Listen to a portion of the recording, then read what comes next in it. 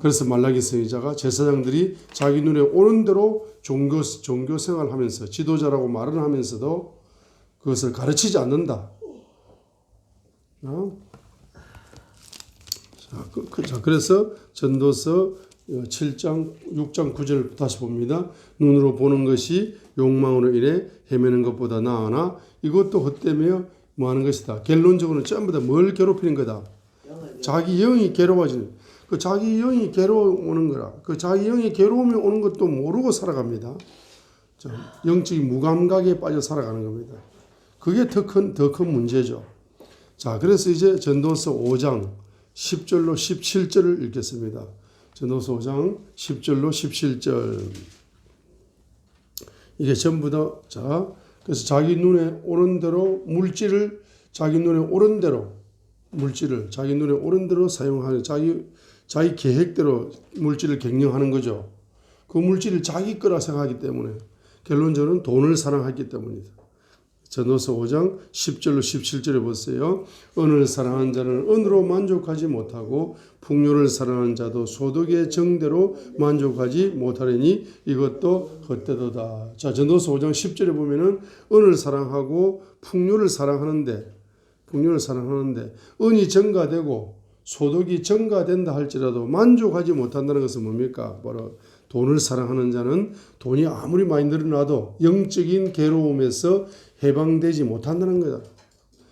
영적인 괴로움이 뿌리 뽑혀야 영적인 만족이 올 건데 물질은 증가하는데 영적인 만족이 없습니다.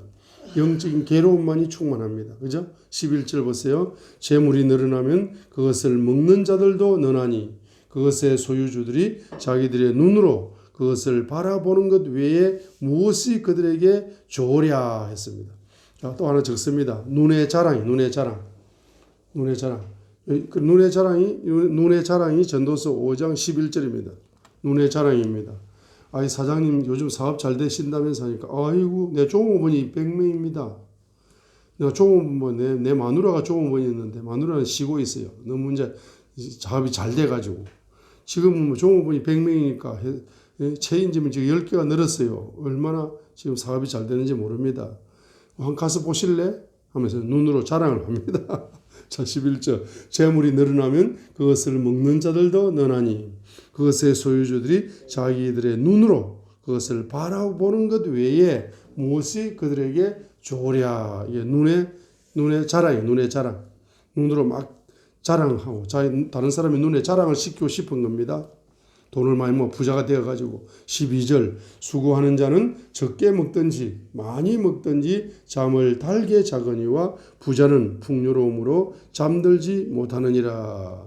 영이 괴로우니까 육신에 잠을 들지 못하는 겁니다. 자, 13절.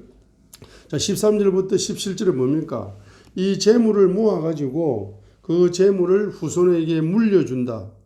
하나님께 물어보지도 않고 그 재물을 자기 거니까 자기 마음대로 쓰는 거죠. 후손에게 물려주게 되면 그것이 뭡니까? 그것이 바로 삶의 괴로움으로 나타날 거다. 영적인 괴로움뿐만 아니라 삶의 괴로움으로 나타난다 이 말입니다. 13절 내가 헤아려서 본 큰 악이 있는데 그것은 그 소유주들을 위해 간직한 재물이 그들에게 도리어 해가 되는 것이라. 오직 그런 재물은 악한 해산의 고통으로 말미암아 뭐여 사라지나니 그가 아들은 낳되 그의 손에 아무것도 없도다. 여기 보세요. 해산의 고통이 몇 번 오느냐 하게 되면은 첫 번째 해산의 고통이 적어 놓습니다. 해산의 고통 1번. 해산의 고통 1번. 자, 해산의 고통 1번이 뭡니까? 그것은 바로 돈을 뭐 하는 겁니까? 돈을 모으는데 바로 시간을 투자하는 거죠. 돈을 이제 경제를 벌입니다. 돈을 모으고 쌓는데 돈을 모으고 쌓아가지고 부자 되는데 해산의 고통. 전도서 2장 26절이죠.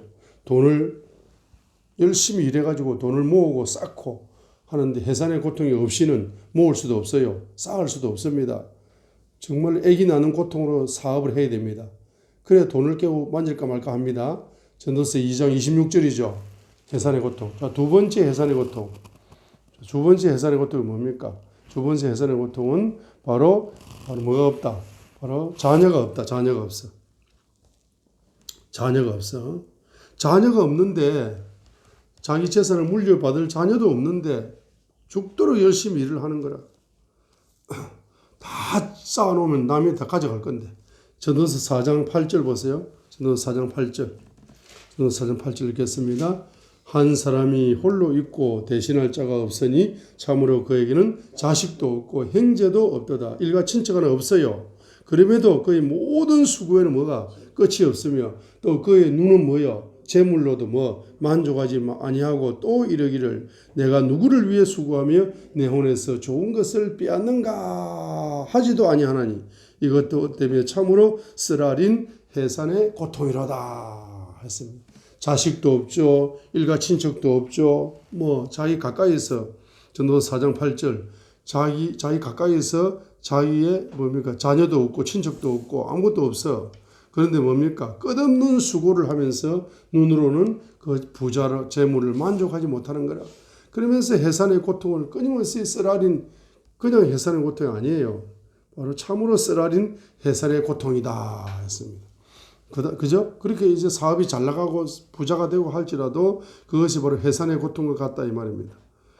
다른 말로 이것은 무슨 말입니까? 해산의 고통이다. 다른 말로 이것은 해산의 고통이다. 자, 세 번째 해산의 고통이 있습니다. 세 번째 해산의 고통. 자, 세 번째 해산의 고통이 방금 어디에서 읽었습니까? 전도서 어디에서 바로 방금 읽은 데 어디입니까? 전도서 5장이네, 5장. 5장에 보니까 여기 해산의 고통이 나왔잖아. 바로 14절입니다. 오직 그런 재물은 악한 해산의 고통으로 말미암아 사라지나니 했습니다. 자, 세 번째 해산의 고통, 세 번째 해산의 고통이 뭐냐 하게 되면은 세 번째 해산의 고통, 악한 해산의 고통으로 말미암아 사라지나니 했습니다. 그가 아들을 낳되 그의 손에 아무것도 없도다. 자, 전도서 5장 14절 보세요. 해산의 고통은 해산의 고통인데 무슨 해산의 고통이다? 악한 해산의 고통으로 말미암아 사라진다 했습니다. 그러니까 요 적어놓으세요. 악인 경제 활동 적어놓으세요. 악인 경제 활동.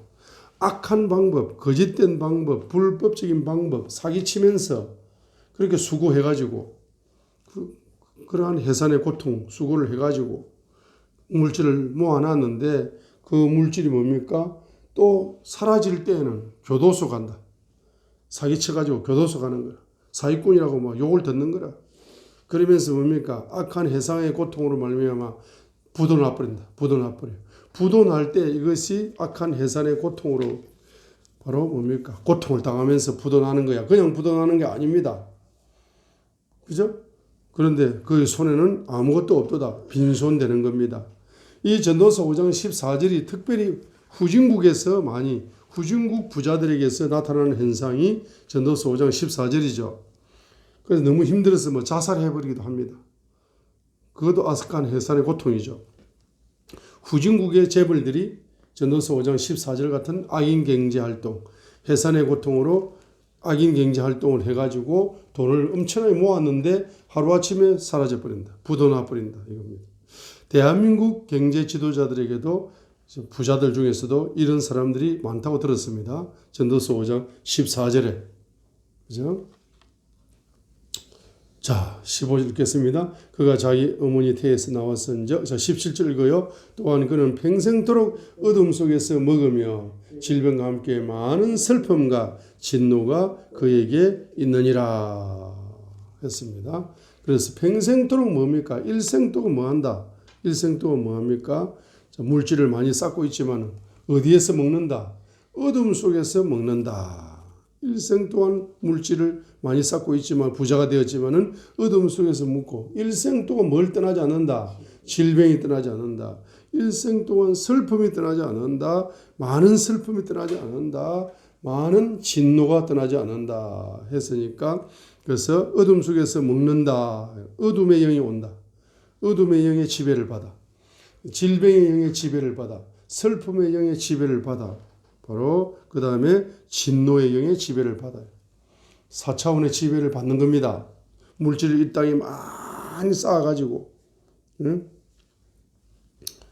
자, 물질을 많이 쌓는 부자는 되었을지 모르지만은 그 사람의 목적이 잘못된 거라. 하나님의 목적과 어긋나 버린 거라. 자, 그래서 어둠의 영에 사로잡혀서 어둠 속에서 먹고 질병의 영에 사로잡혀서 일생 동안 질병의 고통을 당하고 슬픔의 영에 사로잡혀서 특별히 많은 슬픔이라 했습니다. 슬픔의 영에 사로잡혀서 일생 동안 바로 우울증에 걸려 살고 그 다음에 일생 동안 그 하나님의 진노가 그에게 있느니라. 이 진노의 영이 옵니다. 이 진노는 뭡니까? 어떻게 보면 심판이라 볼 수 있어요. 재앙이라 볼 수 있어요. 재앙의 영이라서 적어놓으세요. 진노는 재앙의 영입니다. 진노가 그에게 있느니라. 자, 그럼 진노가 그에게 있느니라 하니까 진노가 그에게 있느니라. 슬픔과 진노가 그에게 있느니라. 진노가 재앙입니다. 재앙. 진노가 그에게 있느니라. 진노가 그에게 있느니라. 자, 했습니다. 자, 그래서 이것이 뭡니까? 바로 영을 괴롭히는 거다. 영을 괴롭히는 거다. 영을 괴롭히는 거다. 자, 그래서 자, 결론이 뭡니까? 전도서 5장 19절입니다. 이 물질은 하나님의 선물이다. 물질은 하나님의 선물이다. 하나님의 선물을 가지고 악용하지 마라. 자기 것이 아니고 원래는 하나님 거다 이 말이에요. 하나님의 선물이다. 물질은 부요는 하나님의 선물이다. 물질은 하나님의 선물이고 부요는 하나님의 선물이다. 선물은 은혜다 이 말입니다. 그래서 물질은 하나님의 은혜고 부요는 하나님의 은혜다 이 말입니다. 그 하나님의 은혜를 망각하고 하나님 은혜를 망각하고 살았기 때문에 영이 괴로운 거라. 물질은 하나님의 선물이고 부요도 하나님의 선물이고 하나님의 은혜다. 은혜 경제다. 은혜 경제 한마디로. 은혜 경제이기 때문에 그 은혜를 망각하고 살기 때문에 영이 괴로운 것이고 혼에 만족감이 없는 것이고 그 삶의 밥맛이 없고 입맛이 떨어져가지고 이게 사는 겁니다. 행복이 없는 거야. 전도서 5장 19절 보세요. 또한 하나님께서 각 사람에게 뭘 주셨습니까? 부와 재물을 주시고 전도서 5장 19절입니다. 또한 하나님께서 뭘 주셨어요? 각 사람에게 하나님께서 각 사람에게 부와 재물을 주시고 또 그에게 그것을 먹고 그의 몫을 취해라. 그의 수고한 것을 기뻐할 능력을 주셨나니 이것은 하나님의 선물이다 했습니다. 하나님의 선물이다. 그래서 하나님이 어떤 선물을 주십니까? 첫 번째는 부와 재물을 선물로 주셨어요. 두 번째는 뭡니까? 그것을 먹고 자, 그래서 아버지 먹을 때 슬픔으로 먹는 것이 아니라 기쁨으로 흑암 중에 먹는 것이 아니라 강맹 중에 먹는 겁니다. 기쁘게 먹는 겁니다. 첫 번째는 부와 재물을 하나님께로부터 선물로 은혜 경제로 받았어요. 두 번째로 기쁨의 식탁을 먹는 겁니다. 이것도 은혜 경제입니다. 그의 몫을 취하며 했습니다. 자기 소유의 물질도 있습니다. 물질 중에 하나님의 소유도 있고 자기 몫도 있는 거야. 하나님의 소유는 11조와 헌물이라. 자기 몫은 자기 거야. 자기 소유니까. 그죠? 그것도 행복한 겁니다. 적당하게 물질을 자기 소유를 가지고 저금통에 통장에 이어놓고 그거 즐기면서 행복하게 자기 몫이니까 하나님께 드릴 거 다 드렸으니까 이렇게 취하면서 행복하게 사는 것도 하나님의 선물입니다. 그리고 그의 수고하는 것을 기뻐할 능력을 주셨다. 이것도 하나님의 선물입니다.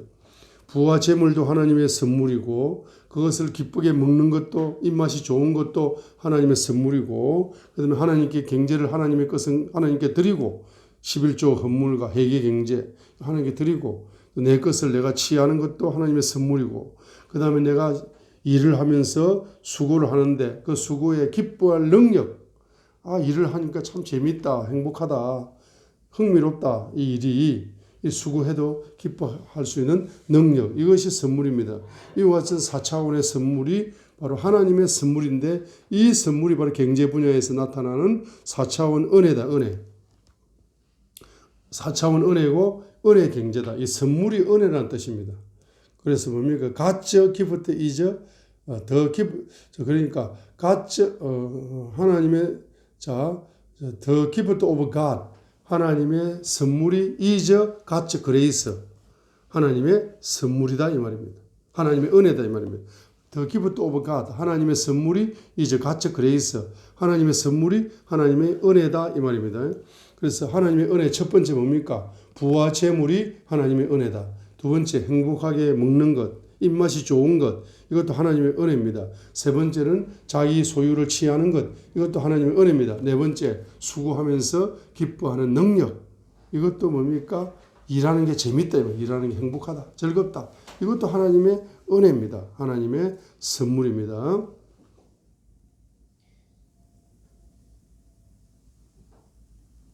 자, 그래서 어떻게 해야 된다? 그래서 이것이 경험되는 것이 뭡니까? 이것이 바로 하나님의 은혜요, 하나님의 선물이다라고 인식되고 믿어지고 실천되어지는 것이 무엇으로 가능하냐? 결론이 뭡니까? 전도서 12장 13절로 13절로 가능하다 이 말입니다. 전도서 12장 13절. 우리가 전체 일의 결론을 들을지니 하나님을 경외하고 그분의 명령을 순종할지어다. 이것이 사람의 온전한 의문이라 했습니다. 자, 그래서 우리가 단계로 이야기하면은 전도서 12장 14절이 첫 번째 단계죠. 하나님께서 모든 은밀한 일과 더불어 선한 일이든지 악한 일이든지 모든 일을 심판하시리라 했습니다. 첫 번째로는 회개해야 됩니다. 회개해야 됩니다. 우상의 영과 불순종의 영을 통해서 바로 헛된 심판이 온 거라. 이게 다 헛되다고 느끼는 자체가 재앙이고 심판입니다. 그래서 전도서 12장 14절이 1단계잖아. 1단계 우상의 영과 불순종의 영을 뭐한다? 회개하여서 그 심판이 오고 재앙이 오는 것이 입맛이 떨어지는 거잖아. 밥맛이 떨어지는 거고 슬픔이 오는 거고. 그죠? 그게 다 심판이고 재앙입니다. 밥맛 떨어지는 것, 밥맛이 없다는 것도. 자, 전도서 12장 10 빈손된다는 것도. 그래서 우상의 영과 불순종의 영을 먼저 회개하는 것이 전도서 12장 14절이죠. 물론 전도서 11장 뭡니까? 11장 9절 하반절도 마찬가지입니다. 하나님께서 너를 심판자리로 데려가실 줄 너는 알라라고 전도서 11장 9절 하반절에 그 청년에게 말했습니다. 그렇죠? 두 번째로 뭡니까? 두 번째 뭘 회개해야 됩니까? 네 눈의 욕망을 쫓아 살은 거 있잖아. 눈의 죄를 회개, 눈의 죄를. 아담과 하와의 눈의 죄가 원죄입니다. 원죄입니다. 눈의 죄를 회개해라.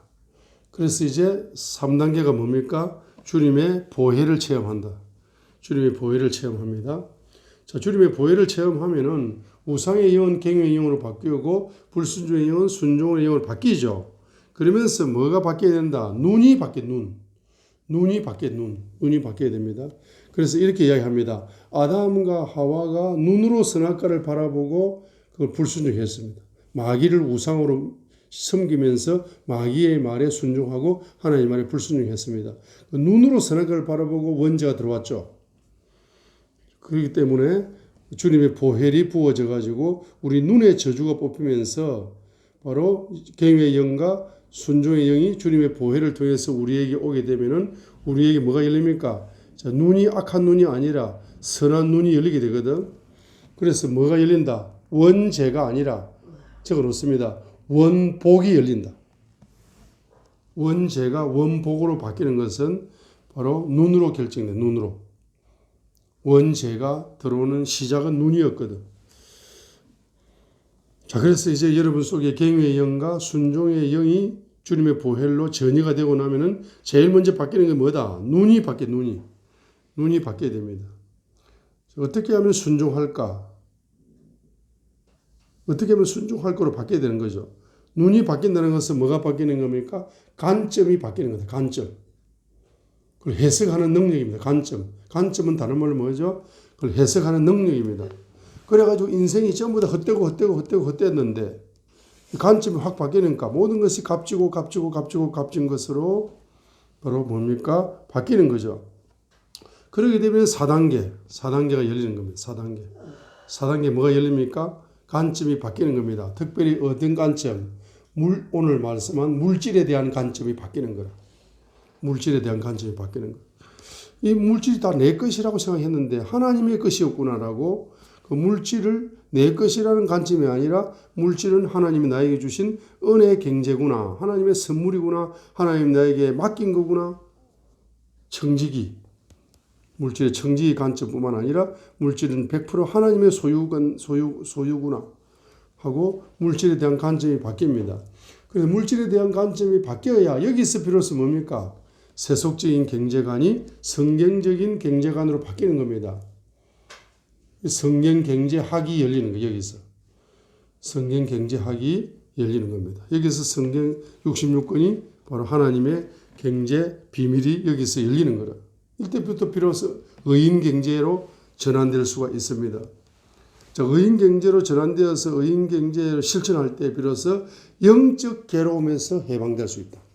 이 4단계가 제일 중요합니다.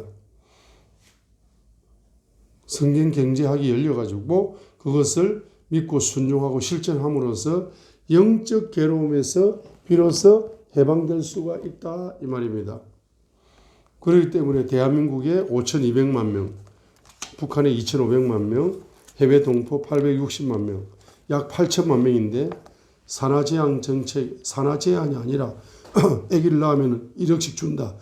이렇게 정책을 바꿔가지고 한 1억 명 정도가 대한민국 사람이 앞으로 될 건데 남북 통일되고 나면은 1억 명 정도가 이제 될 건데 이 대한민국 1억이 많은 숫자가 많은 숫자지만은 이 1억 명이 전부 다 어디에서 해방돼야 된다. 영적 괴로움에서 해방돼야 된다. 그래서 그 영적 괴로움에서 해방시키는 사역을 해야 됩니다. 무엇으로? 성경 경제학으로. 자, 그래서 전도서 오늘 하나님이 영감을 주셨죠. 전도서 1장부터 1단계부터 어디까지? 2단계, 3단계, 3단계에서 비록 관점이 바뀌니까 성경 경제학이 열려서 창세기부터 요한계시록까지가 하나님의 경제 비밀이 발견되는 거죠. 그래서 성경 경제학을 가지고 뭡니까? 이 1억 명이 되는 한국 사람들이 통일시대에 1억 명이 되는 한국 사람들이 뭘 배워야 된다? 성경 경제학을 배워서 그들이 영적 괴로움에서 해방을 받아야만이 비로소 열방 선교사가 되는 기초가 열리는 겁니다. 그래서 이 8천만 명, 1억 명을 열방 선교사로 만들고 대한민국 한반도를 열방 선교 센터로 만들어야 되는 그러한 중차대한 사명을 가지고 이정환 목사도 살아가고 있습니다. 어제 거기 강화문 시대를 연 미스터 전 목사님이 또 새로운 사명을 가지고 이제 3년 동안 뭡니까? 3년 안에 통일을 시키자 하는 그런 걸 가지고 이제 부흥 집회를 열고 이러한 그 사명을 감당하는 걸 보았습니다. 그걸 보면서 저도 생각을 했습니다. 아, 이제 나도 이제 그렇게 이제 1억만 명을 다 영적 괴로움에서 해방시키는 사역을 해야 되고 그래서 세계에서 8천만 명 1억을 열방 선교사로 만드는 기초를 만들어 줘가지고 이 한반도를 전부 다 세계 선교 센터, 열방 선교 센터를 만들어서 8천만 명 1억 인구를 전부 다 한민족을 열방 선교사로 만들어서 파송을 하자. 그것이 어떻게 가능하냐? 그것이 기도로 가능합니다. 힘으로 되지 않고 능으로 되지 않고 오직 나의 영으로 가능하다. 성령님으로 가능한 겁니다. 이정환 목사 그런 거 할 능력이 안 됩니다. 0.001%도 안 돼. 그런데 성령님이 나타남으로, 성령님이 역사하심으로, 성령님이 그 사람의 마음에 회개의 가슴이 되게 만들어줌으로 이 한민족이 회개하는 민족이 됨으로 비로소 가능한 것입니다. 여러분 중보기도 해주시고 또 물질로 이제 후원해 주시고 협력해 주시어서 이와 같은 거대한 비전을 함께 공유하시면서 기도하여 나아가시게 되면은 여러분과 여러분의 후손들이 반드시 큰 지도자로, 큰손 지도자로 열방의 지도자가 되어서 주님께 우주적인 영광, 영원한 영광을 돌려드리는 명문 가문으로 저와 여러분이 쓰임받게 될 줄 믿습니다. 감사합니다.